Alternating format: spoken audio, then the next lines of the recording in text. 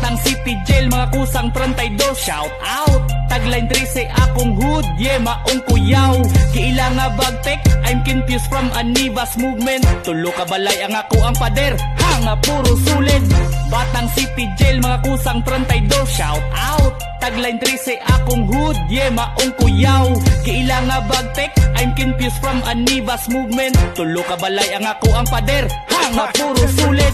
Di pod lalim, kaagi nga 13 seconds masakir. Gikan sa year nga 2011, gisudlan ng hip hop sa ngalan nga gangster. Maong tatak na daan sa kundughan, sa wa pa natukod og bungkag ang south crime nga sa wala pa ko'y talit mag-rapper. Sa tagline 13 ko unang naduyan, maong di na angay ikatingala nga sa tugbalasan na ni nga bataa. Kay sa katugay-dugay nga panahon, wa gihapon na wala ang kakonsunada. Di na mangayo og word na pasensya, wa na'y pakipag makahinayak na basta gigilan ni di na masagda maong agbikil aning rasta nga yawa. May pag-abiba na lang ang buhata, ay nalang anang mutisting og kontra kay ang dugo ani